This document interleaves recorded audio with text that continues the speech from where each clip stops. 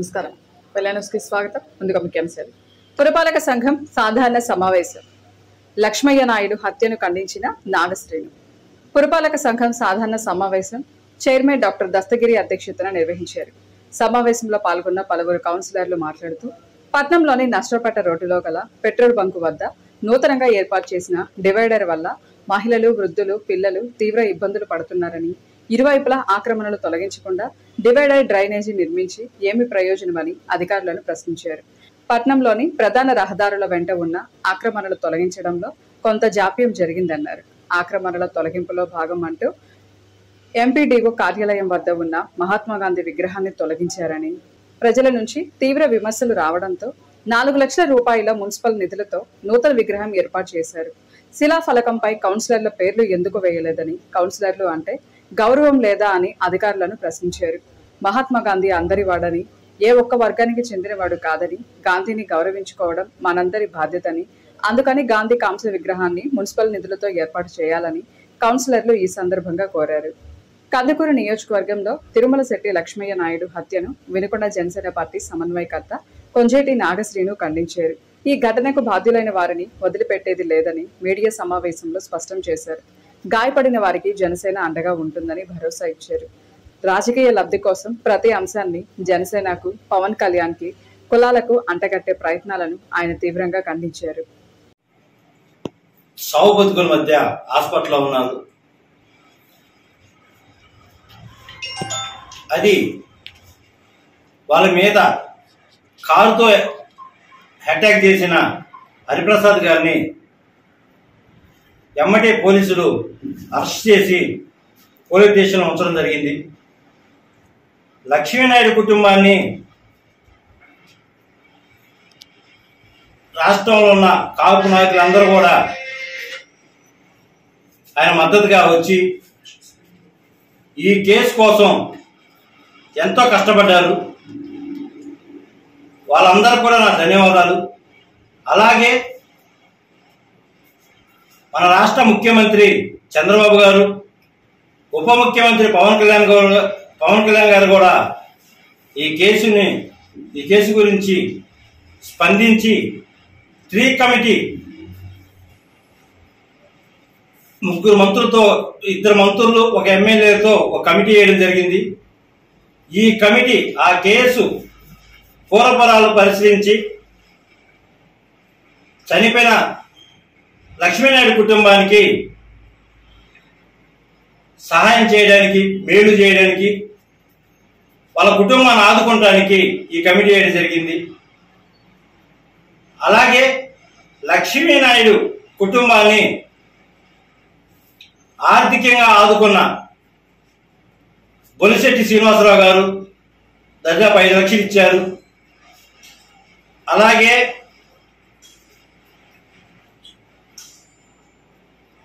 Madam Balaji గారు 2 లక్షలు, రామచంద్ర యాదవ్ గారు కూడా 2 లక్షలు ఇచ్చడం జరిగింది. ఆ కుటుంబాన్ని ఆదుకోవడం జరిగింది. వాళ్ళందరికీ కూడా నా పాదాభినందనలు. ఈ కేసు ఇది 2 కులాల మధ్య జరిగినట్టుగా దీన్ని వైసీపీ మీడియా, వైసీపీలో ఉన్న కొంత కాపులు దీన్ని కులం కిందగా రుద్ది పవన్ కళ్యాణ్ ఇమేజ్ని డ్యామేజ్ చేయడానికి చాలా మంది చాలా విధాలుగా ప్రయత్నం చేస్తున్నారు. వాళ్ళలో ముఖ్యంగా వంగవీటి నరేంద్ర అనే అతను, ఇతని గురించి మన రాష్ట్ర ప్రజల మొత్తానికి కూడా తెలవాలని ఈరోజు నేను చెప్పడం జరుగుతుంది. ఈ వంగవీటి నరేంద్ర అనే అతను స్వర్గీయ వంగవీటి రంగా గారి అన్న కుమారుడు. ఆ రోజున వంగవీటి రంగా గారు చనిపోయి ఆ కుటుంబం ఎన్నో బాధల్లో ఉంటే నరేంద్ర కుటుంబం దూరంగా వెళ్ళిపోయారు. ఆ కుటుంబాన్ని ఎప్పుడూ వీళ్ళు పట్టించుకోలేదు. తర్వాత ఈ నరేంద్ర కొన్నాళ్ళకి మళ్ళా వాళ్ళ బాబాయ్ పేరు చెప్పుకొని వచ్చి రాధారంగా మత్తనమిల్లని పెట్టి ఆ రోజున 2009లో చిరంజీవి గారు ప్రజారాజ్యం పార్టీ పెడితే ప్రజారాజ్యం పార్టీలో ఇతను చేరి అక్కడి నుంచి రాజశేఖర రెడ్డి కోవట్టుగా కేవీపీ రామచంద్రరావు కోవట్టుగా పనిచేసి ప్రజారాజ్యంలో ఉన్న విషయాలన్నీ బయటకు చెప్పడం జరిగింది. అక్కడ ఏం జరుగుతుంది, ఎలా జరుగుతుంది, వాళ్ళు ఏం ప్లాన్ చేస్తున్నారు అన్ని కూడా ఈ దళితుల వల్ల బయటకు పోయి అలాంటి ఆ రోజున ప్రజారాజ్యం పార్టీ నుంచి బయటకు బహిష్కరించడం జరిగింది. ఈ వంగవీటి నరేంద్రనాథ్ వాడు రంగా గారిని అడ్డం పెట్టుకొని ఏదో సాధిద్దామని కనుకుంటా వస్తున్నాడు. ఇతను మొన్న ఒక ఇంటర్వ్యూలో వంగవీటి రాధాని నువ్వు టీడీపీకి ఎందుకు పోయినా ప్రశ్నిస్తున్నాడు. ఈ నరేంద్ర ఇప్పుడు వైసీపీలో ఉన్నాడు. ఈ వైసీపీలో విజయవాడలో గౌతమ్ రెడ్డి అనే ఒక వైసీపీ నాయకుడు రంగా గురించి చాలా నీచంగా మాట్లాడాడు. రంగా ఒక పాము లాంటోడు, అలాంటి వాళ్ళని చంపాలే కానీ దేవుడి గుట్లో పెట్టుకుంటామని మాట్లాడి ఎదవవాడు. అలాంటి పార్టీలోకి నువ్వు ఎందుకు పోయావు? నువ్వు రంగా గురించి పోరాటం చేసేవాడివి, నువ్వు అలాంటి పార్టీలోకి ఎందుకు పోయావు? నువ్వు ఈ రోజు నువ్వు నీ చేత నీతులు చెప్పించుకునే పరిస్థితిలో పవన్ కళ్యాణ్ లేడు. ఇంకోసారి కానీ నువ్వు పవన్ కళ్యాణ్ గారి గురించి ఎక్కడైనా కానీ మాట్లాడి చేస్తే మాత్రం చెమటలు ఊస్తామని చెప్తున్నాం. మన ఆంధ్రప్రదేశ్ ప్రజలు మొత్తం తెలుసుకోవాలి. ఈయన కోవచ్చు, ఎవరు డబ్బులు ఇస్తే వాళ్ళకనే మాట్లాడేవాడు వంగవీటి నరేంద్రనాథ్. ఇతను ఎవరు కూడా ఎక్కడ కూడా ఇతని గురించి మనలో మన గొడవలు పెడతానికి ఈ రోజున వైసీపీ గవర్నమెంట్ పవన్ కళ్యాణ్ ఇమేజ్ తగ్గించడానికి కొంతమంది పనికి మాలిన కాపు నాయకుల్ని ఎంటేసుకొని చిన్న విషయాన్ని రాజార్థం చేసుకుంటా ఈ విధంగా చేసుకుంటూ పోతున్నారు. మరీ ముఖ్యంగా పల్నాడు జిల్లా బాలోత్సవ పిల్లల పండుగను ఈ నెల 29, 30 తేదీలలో ఘనంగా నిర్వహించడం జరుగుతుందని వినుకొండ నియోజకవర్గ బాలోత్సవ కమిటీ ఇన్ఛార్జి బెజవాడ నాగేశ్వరరావు తెలియజేశారు. నర్సరావుపేట ఎస్ఎస్ఎన్ కళాశాలలో ఈ నెల 29, 30 తేదీలలో ఈ బాలోత్సవ కార్యక్రమం నిర్వహిస్తున్న సందర్భంగా మొలకలూరు జిల్లా పరిషత్ హైస్కూల్లో ప్రధాన కార్యదర్శి కట్టా కోటేశ్వరరావు, మహబూబ్ సుబానీ చేతుల మీదుగా ఈ వాల్ పోస్టర్లను ఆవిష్కరించారు. జిల్లా వ్యాప్తంగా 20,000 మంది విద్యార్థులు ఈ బాలోత్సవ కార్యక్రమానికి హాజరవుతారని ఈ సందర్భంగా వారు తెలియజేశారు. ధర్మాన్ని కాపాడేందుకు ఉత్తరప్రదేశ్ ముఖ్యమంత్రి యోగి ఆదిత్యనాథ్ ఆదేశాల మేరకు ప్రతి ఒక్క హిందూ బంధువులను కాపాడేందుకు ముమ్మర ప్రయత్నం చేస్తున్నామని వేదాంతం గోవిందాచార్యులు తెలియజేశారు. ఈ సందర్భంగా వారు మాట్లాడుతూ సనాతన ధర్మాన్ని కాపాడేందుకు ప్రతి ఒక్క హిందూ బంధువులను కలుసుకొని సనాతన ధర్మం యొక్క విధి విధానాలను వివరించడం జరుగుతుందని ఈ సందర్భంగా తెలియజేశారు. నవంబర్ 2వ తేదీన ఆరేపల్లి ముప్పాలలో హిందూ ధర్మ సమ్మేళన కార్యక్రమం నిర్వహించడం జరుగుతుందని, ఈ సమావేశంలో సాధువులు, పెద్దలు ప్రతి ఒక్కరూ పాల్గొని హిందువుల యొక్క విధి విధానాలు వివరించడం జరుగుతుందన్నారు.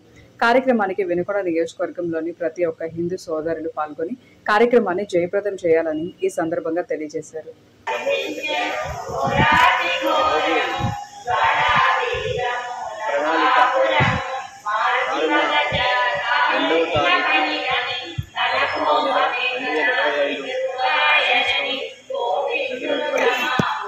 ఆరేపల్లి ముప్పాళ్ళ గ్రామంలో ఐందవ వీరుల సమావేశం కార్యక్రమానికి సంబంధించి ఈరోజు ఈ ప్రణాళిక జరుగుతుంది.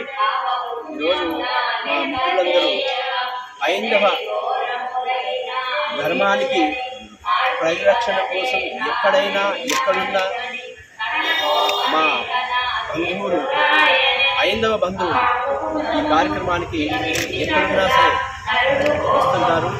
కాబట్టి వారికి ధన్యవాదాలు తెలుపుతున్నాను.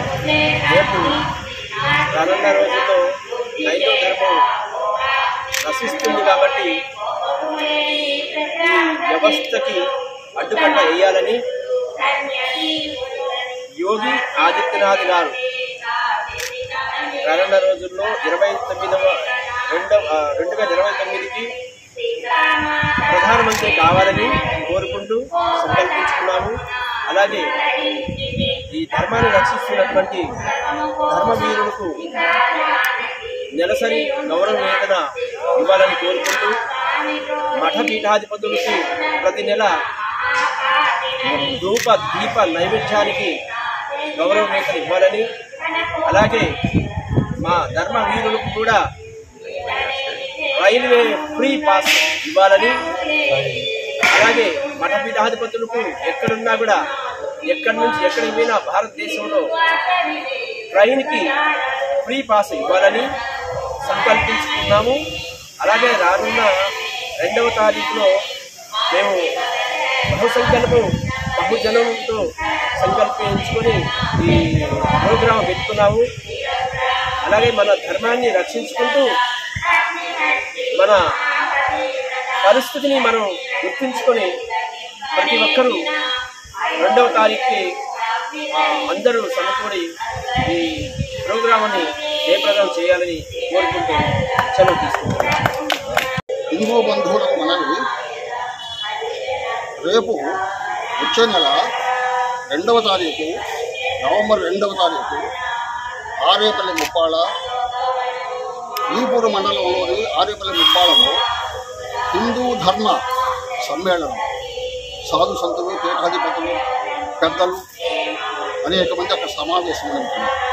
సమావేశం సారాంశం ఏంటంటే హిందూ ధర్మ పరిరక్షణ. హిందూ ధర్మం మీద అనేక శక్తులు మనకు కనిపించక కొన్ని దాడులు చేస్తున్నాయి. వాటిని ఏ విధంగా ఎదుర్కోవాలి, మనం ఏ రకంగా ఉండాలి, హిందువుల మొత్తం కూడా ఒకటే పిడికిల మాదిరిగా అందరూ ఏకతాటి మీదకు వచ్చి హిందూ ధర్మ పరిరక్షణలో భాగస్వాములు కావాలని కోరుకుంటున్నాం. అదేవిధంగా హిందూ ధర్మంలో పోరాడేటువంటి యొక్క హిందూ భక్తులకు నెలవారీ పెన్షన్లు ఇవ్వాలి. హిందూ బంధువులకు, భజన సమాజములకు, కళాకారులకు నెలవారీ పెన్షన్లు ఇవ్వాలి. రైలు టిక్కెట్లు ఫ్రీగా ఇవ్వాలి. అదే కాకుండా హిందూ ధర్మము కాకుండా అన్యమతస్థులకు హిందువులను సర్టిఫికెట్ ఇవ్వకూడదు. అన్యమతస్థులకు సర్టిఫికెట్ ఇచ్చేవాళ్ళు హిందువులను ఇస్తున్నారు. హిందువులను సర్టిఫికెట్లు ఇవ్వటం, వాళ్ళు చేసేదేమన్నా అన్యమత ప్రచారం, అన్యమతం ఉండటం. ఇది హిందుత్వానికి ద్రోహము, ప్రభుత్వానికి కూడా ద్రోహం చేసినట్టు అవుతుంది. కనుక మీరు చాలా విషయాలు అక్కడ చర్చిస్తాము. దీనికి అందరూ హిందువులు, పిల్లలు, పెద్దలు, వృద్ధులు ప్రతి ఒక్కరు కూడా ఇలాంటి కార్యక్రమంలో పాల్గొని ధర్మంను పరిరక్షిస్తారని ఆకాంక్షిస్తూ అందరికీ నమస్కరిస్తున్నాను. ఇంతటితో వెళ్ళాను సమాప్తం. తిరిగి రేపటి వెళ్ళాను కలుసుకుందాం. నమస్కారం.